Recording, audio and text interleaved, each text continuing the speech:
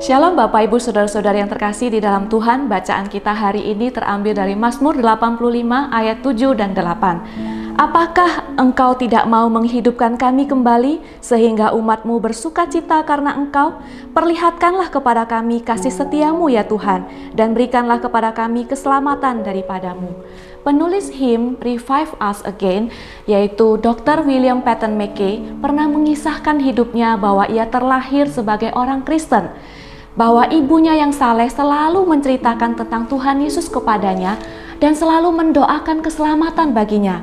Namun hatinya tidak pernah tergerak sedikit pun oleh kasih Tuhan. Hingga suatu hari ia menemukan pasien, yaitu seorang buruh yang terjatuh ketika bekerja di tempat yang tinggi. Keadaannya tidak dapat ditolong lagi dan dokter ini hanya bisa memberikan obat untuk mengurangi rasa nyerinya. Pasien ini mempunyai permintaan terakhir.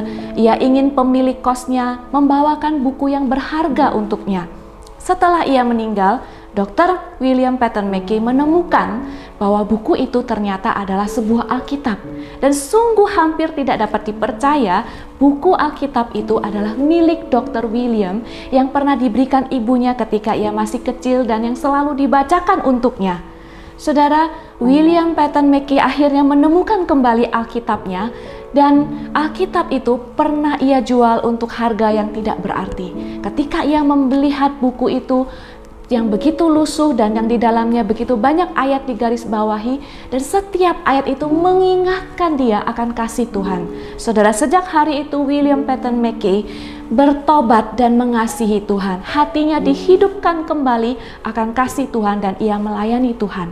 Saudara dan saya, mungkin kita terlahir sebagai orang Kristen, dibesarkan dalam keluarga Kristen, atau bahkan sudah lama menjadi orang Kristen. Namun seringkali hati kita tidak merasakan betapa bergairahnya kita untuk mencintai Tuhan, semangat dan dorongan kerinduan yang besar untuk melayani Tuhan.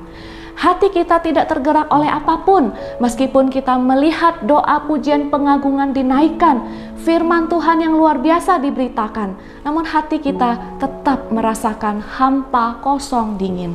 Saudara, jika saudara menyadari hari ini betapa hampanya hati kita, atau mungkin kita ingat akan orang-orang yang kita pernah doakan, namun sampai hari ini hatinya belum terbuka untuk Tuhan, mari kita minta Tuhan untuk menghidupkan kembali hatinya dan hati kita, membangkitkan kembali semangat kita untuk mencintai Tuhan lebih lagi.